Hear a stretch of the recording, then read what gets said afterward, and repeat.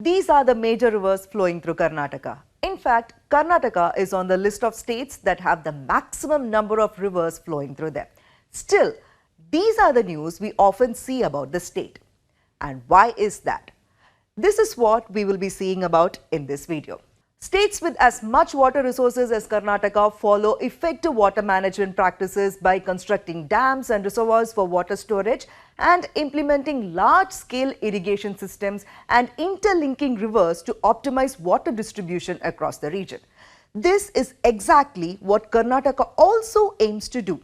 But the problem is there is no unity among politicians in addressing water-related issues in the state. For 67 years, governments in Karnataka have struggled to make the state water-rich. This is due to their failure to finish irrigation projects, leading to water going unused and flowing to other states or the sea. A source familiar with irrigation projects and associated with the Congress informed TheFederal anonymously that a significant area in the state remains infertile because of inadequate planning and political determination. Recently, the Kaveri Water Regulation Committee directed the Karnataka government to release 2,600 cusecs of Kaveri water to Tamil Nadu from November 1. Chief Minister Siddaramaiah was not happy with the directive and tried to reason with the CWRC.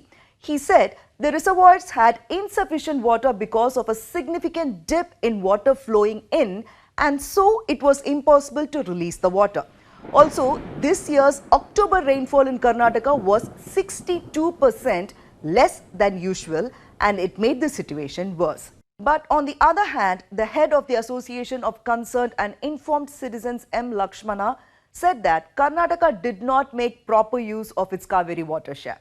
Unlike Tamil Nadu politicians, Karnataka leaders do not seem to be on the same page when it comes to safeguarding the state's interests. We should also note here that Kaveri project is one of the projects with the highest significance, covering about 18% of the area. Irrigation experts say that the issue of sharing water with neighboring states, particularly from rivers like Kaveri and Krishna, has cropped up because of years of neglect in using Karnataka's share of water. This issue is made worse due to delays in allocating funds for building sufficient storage and an effective canal system for irrigation. As a result, unused water flows into neighboring states even though many areas in the region lack water. For the past few years, Karnataka has said that the Meghatatu balancing reservoir near Kanakapura is the sole answer to the water conflict with Tamil Nadu, and Siddaramaiah accuses the central government and Karnataka's MPs of not taking the lead in executing the project. The Congress government has announced 6 major irrigation projects, but none of these has taken off since the party came to power in May 2023. The former BJP government in the state has been blamed for preventing the current Congress government from starting new irrigation projects and finishing ongoing ones. Another challenge is that the cost of these projects have also risen. Siddaramaiah said that the Water Resources Department requires almost 1 lakh crore rupees to carry out projects approved till April 2023. He also mentioned that the expenses for projects like Yettinahole and Meghatatu nearly doubled due to increased land acquisition costs. The Yettinahole project was designed to supply water to dry areas like Kolar, Chikkaballapura, Tumakuru, Ramnagara and Bengaluru rural.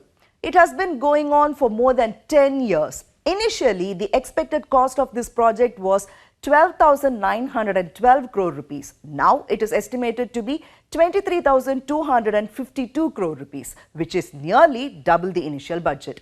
There are other projects which became costly over the years too.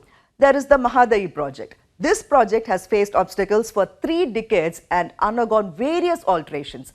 In the year 2000, this was supposed to be a 94 crore rupees project, and now it is estimated to be about 1,667 crore rupees. The Upper Tunga project, planned in the early 1990s, aimed to use 12.24 TMC feet of water from Tunga River near Shivamogga to irrigate 2,34,000 acres of land. Back then, it was estimated to cost 379.87 crore rupees. But the project remains unfinished even after 30 years. The Upper Bhadra project in the Krishna Basin cost around 6,000 crore rupees in the year 2008. In 2020, the budget shot to 20,900 crore rupees. Plus, the project has many other challenges, including environmental issues. In Karnataka, the biggest irrigation projects are in the Krishna Basin, which covers around 60% of the area and spreads across 14 of the 19 districts in the northern part of the state.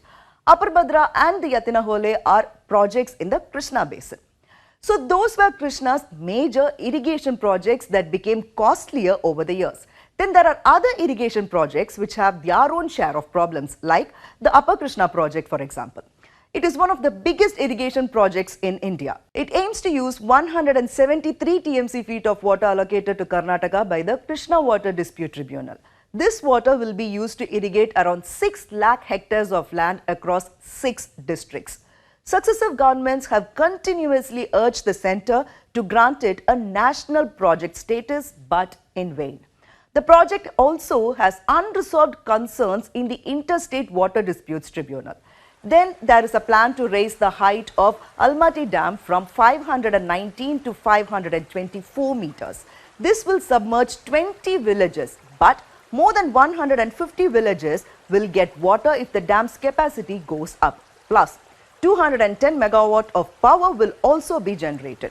This project awaits a gazette notification from the centre to increase the height. Last year, the centre requested Karnataka to suspend the approvals granted to Upper Tunga project and Upper Bhadra project. This is because the projects fail to adequately address various interstate aspects concerning water allocation determined by the Water Dispute Tribunal. Conclusively, Karnataka's water management faces an intricate web of challenges due to delayed projects, increased costs, and political discord among its leaders.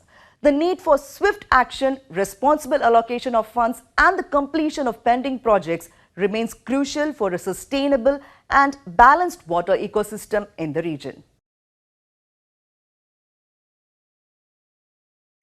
Subscribe to the Federal's YouTube page for more news and updates.